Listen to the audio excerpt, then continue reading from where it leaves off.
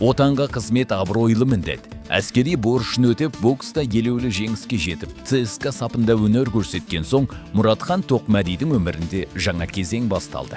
Ол 1986 жылдың аяғында сол кездегі Алматы қаласына қоныс аударады. Алып шаһарға келе салысымен Фрунзе ауданындағы тұрғын үй пайдалану басқармасының аула клубына жаттықтырушы болып жұмысқа орналасты. Ал кешкі уақытта ол маңайдағы аулалардан келген балаларға бокс секциясын жүргізді.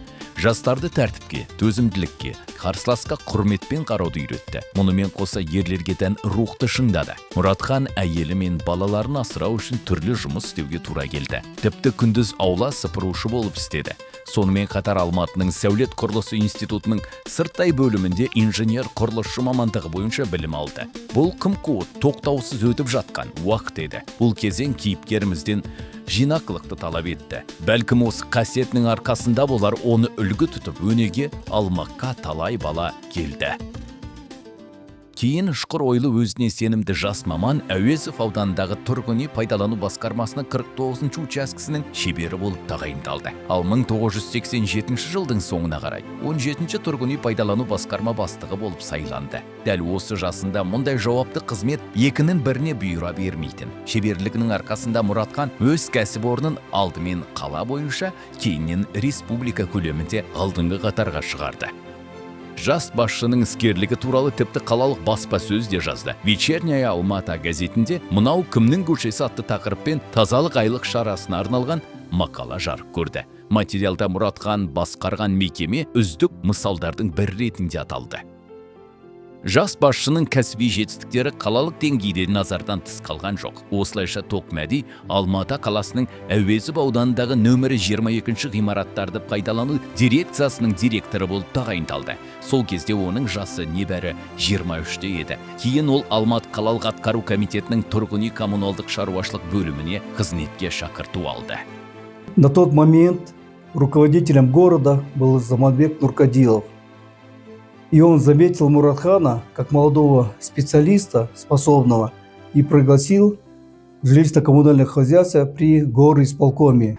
Как раз на тот момент он закончил архитектурно-строительный институт, и как раз по его специальности это было направление.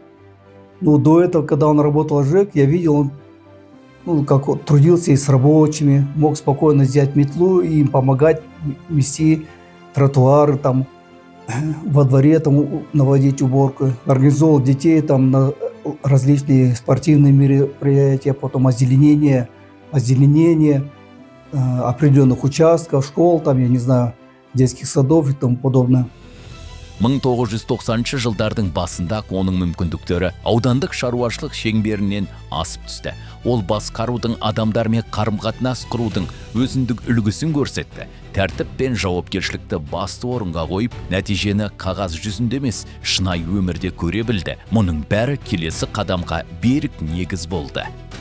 1993 жылы Мұратхан Тоқмәдиді қазақ-австриялық бірлескен рахат кәсіпорнын жұмысқа шақырды. Бұл енді жаңа деңгей еді. Қалалық шаруашылық жүйесінен ауқымды экономикаға көшу тәртіп пен еңбекқорлықты аздық етеді. Мұнда ауқымды ойлау қабілеті қажет ақ. Шеберлігінің арқасында ол компанияның вице-президенті қызметіне дейін көтерілді.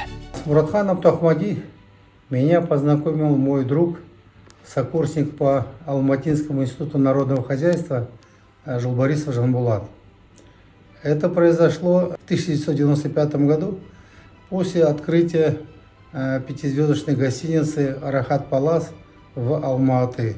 Он познакомил меня с Мұратханом и сказал, что он известный боксер, чемпион страны, победитель боя в матче боксеров Казахстана против США.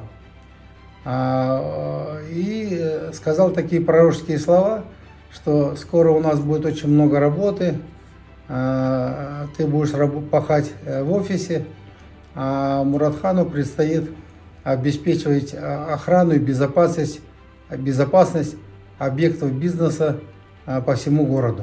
Мне думается, что Мұратхану есть за что поблагодарить этот период своей жизни, потому что была так называемая большая насмотренность, и он получил, я думаю, большой опыт ведения разного бизнеса.